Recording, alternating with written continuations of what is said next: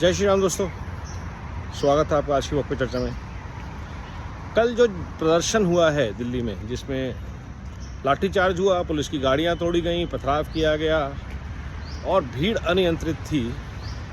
यकीन मानिए उस पूरी भीड़ में 1% लोग भी नीट एस्पिरेंट या जिन्होंने नीट दिया वो लोग नहीं थे। ये बेरोजगारों की भीड़ थी, जैसे योगेंद्र यादव ने बोला। ये भटके हुए युवाओं की भीड़ थी और मोस्ट इम्पॉर्टेंटली ये डिसइल्यूजन लोगों की भीड़ थी, जिनको कि ये लेफ्टिस्ट लोग जो हैं ये बड़े इजीली से बरगलाते हैं।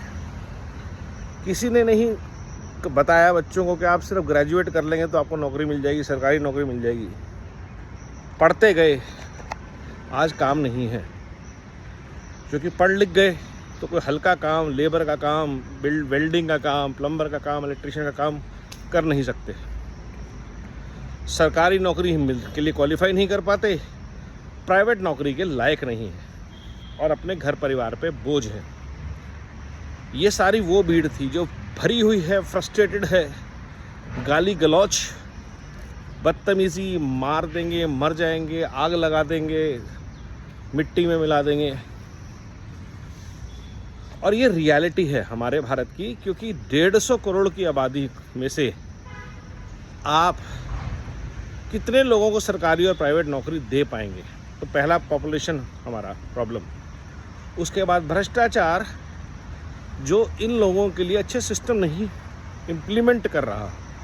पॉलिसी लेवल पे बहुत अच्छी चीज़ें हैं, नेशनल एजुकेशन पॉलिसी बहुत अच्छे डिसीजन है, लेकिन ग्राउंड पे इम्प्लीमेंटेशन क्यों नहीं हो पा रहा? क्योंकि भ्रष्टाचार है।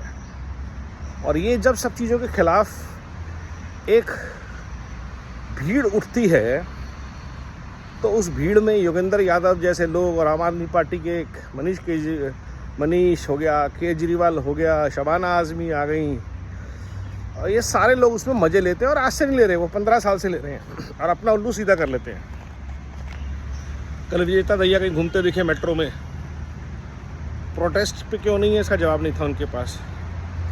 दीपके जी ट्रक पे चढ़ गए, बाकी दो नेता बन के बात करने पहुंच गए। ये बात करने पहले जा सकते थे आप, लेकिन नहीं, आपको अपनी नेतागिरी चमकानी थी। और आम आदमी पार्टी के जो पुराने फ्रस्ट्रेटेड लीडर हैं, जिनको आगे बढ़ने का मौका केजरीवाल नहीं दे रहे थे, उन लोगों ने कहा हम नया स्टार्टअप शुरू करते हैं, कॉकरोच जनता पार्टी। भीड़ में इकट्ठी कर लेंगे। हमने सोशल मीडिया पे बहुत बार एक्टिविटी कर रखी है, किसान आंदोलन चला रखा है, सीए प्रोटेस्ट चला रखे हैं। भीड़ में इकट्ठी कर लेंगे।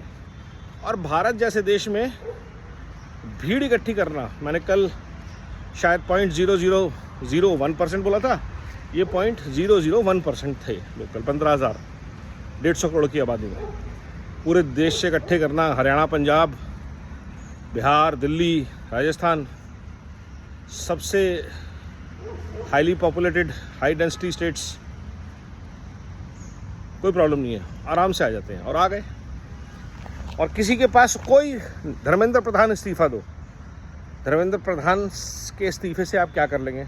और धर्मेंद्र प्रधान को आइडियली इस्तीफा दे भी दें तो कोई बहुत बड़ी बात नहीं है, दिया क्यों नहीं अब तक, दे देते। लेकिन जिस तरह से कल वो वायलेंस हुई है और जो लोग ऑर्केस्ट्रेट कर रहे थे, एक्ट कर रहे थे, जिनमें इतनी हिम्मत है कि भैया हम कर देंगे, देख लेंगे, वो कितने खतरनाक लोग हो सकते हैं देश के लिए, ये सोचने की बात है। अगर आप अहिंसक आंदोलन करने का बूता नहीं रखते हैं, जब आप बोलते हैं लाठी गोली खाएंगे, तो लाठी गोली खाने के लिए तैयार रहिए। वायलेंस पे उतराए आप लोग, आपने देश की संपत्ति को नुकसान पहुंचाया, जो गलत है।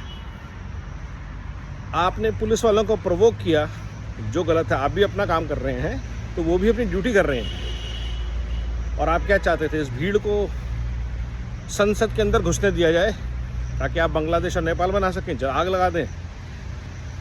ये जो ट्रॉमा है, ये जो प्रॉब्लम है, ये बहुत डेंजरस है। किस लेवल तक प्रोटेस्ट को जाने देना चाहिए, किस लेवल पर उसे कंट्रोल करना है, ये समझना बहुत ज़रूरी है। जब तक प्रोटेस्ट नॉन वायलेंट था, आप डफरी लेके नाच गा रहे थे, समझ में आती है बात। लेकिन जब प्रदर्शन में सीजन्ड लोग, योगेंद्र यादव जैसे लोग घुस गए, जो हर प्रदर्शन में आपको मिलेंगे, जो ट्रेंड है इस चीज़ के लिए।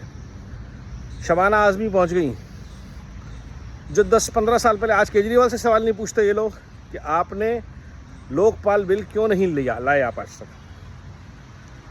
जो लोग किसी और से, परिवार से सवाल नहीं पूछ रहे, अखिलेश यादव से। अखिलेश यादव, समाजवादी पार्टी खड़ी है पेपर लीक के खिलाफ, और कोई सवाल नहीं कर रहा उनसे कि आपने क्यों नहीं रोका था। और आज जब सबसे सख्त कानून बना है पेपर लीकेज के खिलाफ, आप प्रदर्शन कर रहे हैं, तो वहाँ पे सवाल उठ जाता है कि इंटेंशन क्या है। FCRA तो नहीं है, अंडमान निकोबार के प्रोजेक्ट तो नहीं है, क्योंकि जहाँ लेफ्टिस्ट गैंग पूरा आगे आ जाता है, सक्रिय हो जाता है, लीड लेने लगता है, वहाँ शक की सुई अपने आप घूम जाती है डीप स्टेट, CIA, चाइना की तरफ। और क्योंकि इनकी फंडिंग रुक रही है, तो ये ट्रॉमा और ये पेन समझ में भी आता है। तो इन सब चीज़ों को देखते हुए कल के प्रोटेस्ट शर्मनाक, वायलेंस शर्मनाक, और भीड़ को छोड़ के भाग जाने वाले नेता उनके CJP के, वो शर्मनाक, और जिनके हाथों में कमान सौंप के गए वो खतरनाक। नमो भारत, वंदे मातरम, जय हिंद।